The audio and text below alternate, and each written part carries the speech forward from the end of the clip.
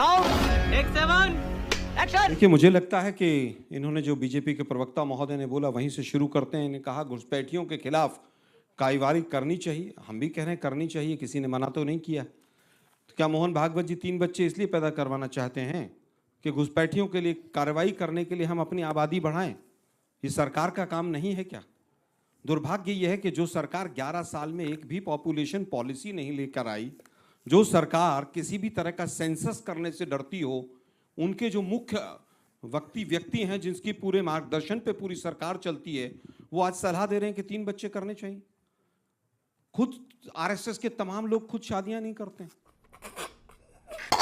बाकी सब 3-3 बच्चे पैदा करो।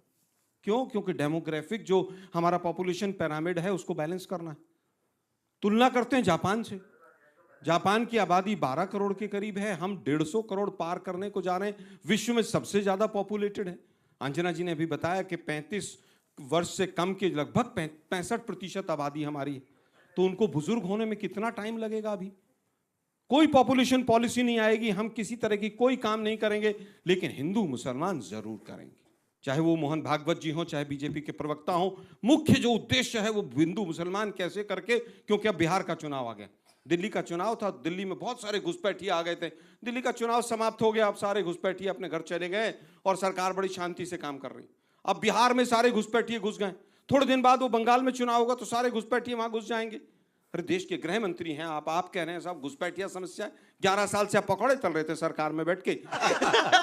केवल आप एमएलए खरीदने का और 50-50 खोखों में सरकार गिराने का काम कर रहे थे क्या?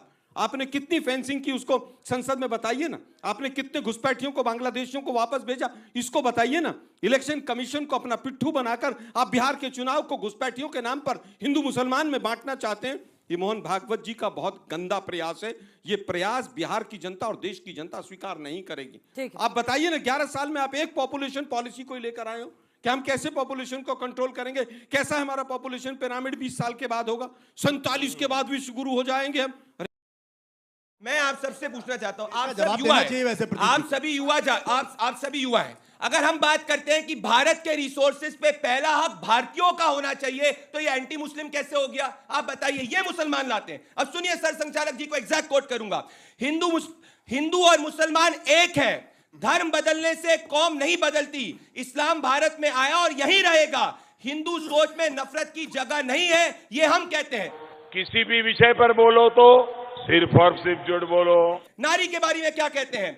अगर समाज को अगर बदलना है तो आधी आबादी महिलाओं की भागीदारी होना अति अनिवार्य है। ये इनका वोट बैंक है कि ये मुसलमान लेके आए। आप सब बताइए। मैंने बोला घुसपैठियों के खिलाफ होना चाहिए, और सत्य है जहां हिंदू माइनॉरिटी में होता है वहां से हिंदू को विलुप्त होना पड़ता है। कैराना के अंदर क्या हुआ? संभल के अंदर अभी रिपोर्ट आई है, हिंदू 45% हुआ करता था, आज 15% रह गया है। ऐसा क्यों होता है कि देश के जिन जिलों में हिंदू माइनॉरिटी के अंदर होता है वहां हिंदू आर्थिक गतिविधि भी नहीं कर पाता, वहां हिंदू को वहां से जाना पड़ता है। रुक, तेरे को बताते तेरी माँ की चुत। आज ये डिसाइड कर रहे हैं कि कौन कितने बच्चे पैदा करेगा। दुर्भाग्य यह है कि मोहन भागवत जी सरकार से पॉपुलेशन पॉलिसी के ऊपर एक सवाल नहीं पूछ रहे। कैराना की जो बात इन्होंने अभी कही, कैराना में इन्होंने खूब हिंदू मुसलमान किया, लेकिन उसके बावजूद वहां एक मुस्लिम बच्ची सांसद बनके संसद में गई और कैराना की आवाज उठाती है, और तमाम हिंदू उसका भी साथ देते हैं।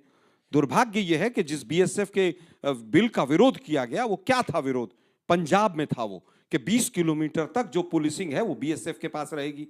उसको 20 से बढ़ाकर इन्होंने 60 किया। ये कहीं ना कहीं जो फेडरल स्ट्रक्चर था उसके ऊपर अटैक था। अब 20 किलोमीटर, देखिए बीच में बोलेंगे, जब नस पकड़ी जाएगी, जब नस पकड़ी जाएगी तो पूरी भाजपा बीच में चिल्लाएगी। भंडारी जी, मैं इनके किसी के बीच में नहीं बोला, अंजना जी, मैं किसी के बीच में नहीं बोला।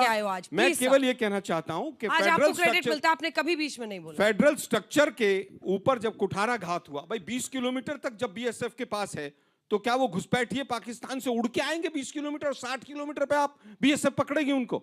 ये केवल और केवल पंजाब के फेडरल स्ट्रक्चर पर अटैक था, इसलिए संसद में उसका अपोज हुआ था। अब हमने बार बार पूछा, 2014 में 89,000 लोगों को, बांग्लादेशियों को वापस भेजा था, 89,000, और पिछले 11 साल में सारा मिला लें तो भी 89,000 घुसपैठियों को वापस नहीं भेजा। संसद में 9,304 कई बार सवाल पूछा गया, उत्तर नहीं मिलता है, उत्तर नहीं मिलता है। सेंसस नहीं लाएंगे हम जनगणना नहीं कराएंगे, यही हिंदू मुसलमान करेंगे। हम लोगों को भ्रमित करेंगे। जब जिस राज्य में चुनाव होगा वहां घुसपैठियों का मुद्दा उठाएंगे। अपनी जिम्मेवारी कभी नहीं लेंगे हम, देश के गृह मंत्री कभी जिम्मेवारी नहीं लेंगे। दुर्भाग्य यह है कि यह हिंदू मुसलमान अब चल नहीं रहा है। अब केवल और केवल वोट चोरी चल रही थी, जिसके ऊपर विराम लगा है। आज इसलिए तिलमिलाए हुए हैं कि अब फिर दोबारा हिंदू मुसलमान ले आओ। अरे भाई, आपने SIR के माध्यम से जो बिहार में किया, बिहार की जनता जाग गई कि ये सरकार किस तरह से वोट चोरी करके सरकार बनती है। सर, मेरा प्रश्न आलोक सर से है कि जैसा आपने शुरू में बोला कि सरकार एक्शन लेने से डरती है, तो मैं आपसे कहना चाहूँगा कि सरकार एक्शन लेने से नहीं डरती है, सरकार इस चीज़ से डरती है कि देश के माहौल ख़राब ना हो जाए।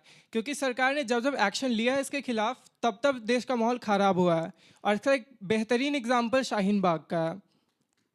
नहीं, मुझे लगता है कि शाहीन बाग में बहुत लंबे समय तक एक धरना रहा और शांतिपूर्वक रहा, लेकिन NRC जो यही सरकार लाई, इन्हीं के मुख्यमंत्री आसाम के जो थे, उन्होंने मना कर दिया कि हम NRC लागू नहीं करेंगे। बीजेपी के मुख्यमंत्रियों ने मना किया।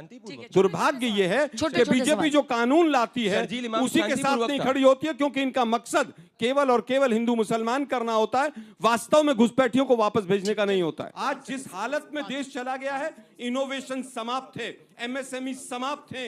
आज 1 करोड़ लोगों का रोजगार जा रहा है। 50% का टैरिफ मोदी जी ने हमारे यहाँ पर चिपका दिया। इस साथ एक बच्चे ने एक बहुत अच्छी बात कही कि वो हमारे अधिकारों पर, आज मैं कहना चाहता हूं, जब बेड़ियां और हथकड़ियां लगकर आई थी बच्चों को, युवाओं को, तब मोदी जी कहां थे? इस सज्जन को क्या तकलीफ है भाई? मुझे लगता है कि हिंदुस्तान में एक प्रदेश है जहां घुसपैठियों की पहचान की गई, असम। कितने लाख थे? 20-22 लाख के आसपास। कितने साल हो गए? एक भी घुसपैठियों को अभी तक बाहर भेजा? क्यों नहीं भेजा? मैं आपसे नहीं पूछ रहा हूं, तो ये मुद्दा बनाते हैं। जब आपने पहचान कर ली 20 लाख से ज्यादा घुसपैठियों की बाकायदा कानूनी तौर पर, आपने क्यों नहीं भेजा? क्यों नहीं भेजा? इस सवाल पूछिए इनसे जरा।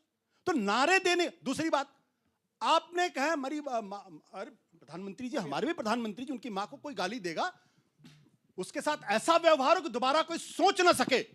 लेकिन भारतीय जनता पार्टी के प्रवक्ता, मैं नाम ले रहा हूं, प्रेम शुक्ला ने उनकी माता जी को गाली बकी गई थी, साथी को मैंने सुना था, मां की गाली दी थी। मत करिए, आप आज तक के प्रोग्राम में दिया था, और उनमें उनको भी माता जी को एक गाली मिनट, बकी गई बिल्कुल थी। गलत पूरा बात, बोलिए, गलत बात। आज आज तक पार्टी ने प्रेम शुक्ला को अपने पार्टी से बाहर निकाला। कांग्रेस के प्रवक्ता ने उनकी माता जी को गाली बकी थी, भूल गए? उसके बारे में क्यों नहीं बोल रहे हैं? दूसरे की मां के बारे में बात करते हैं, दूसरे मां के बारे में बात करते हैं। तो उनकी मां को गाली बकी जाएगी, बिल्कुल नहीं गाली बकी गई थी, तो वो भी बोलिए। गलत कर रहे हैं, झूठ बोल रहे हैं, झूठ बोल रहे हैं आप।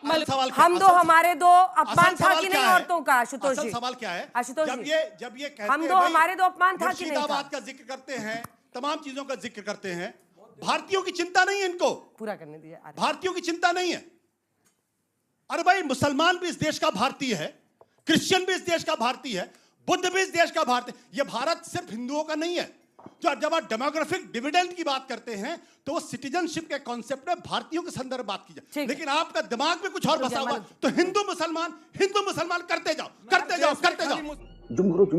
मुसलमानों को हम मानते हैं, अपना मानते, सुन लीजिए, मुसलमान हमको काफिर मानता है और मुसलमान हमें जलेबी मत बनाइए, हम जलेबी मत बनाइए, जिहादी मानसिकता के खिलाफ जलेबी मत बनाइए, हम उस जिहादी मानसिकता के खिलाफ हैं जो इस देश को तोड़ करके पाकिस्तान और बांग्लादेश खड़ा करता है। चलिए विषय पर रहते हैं।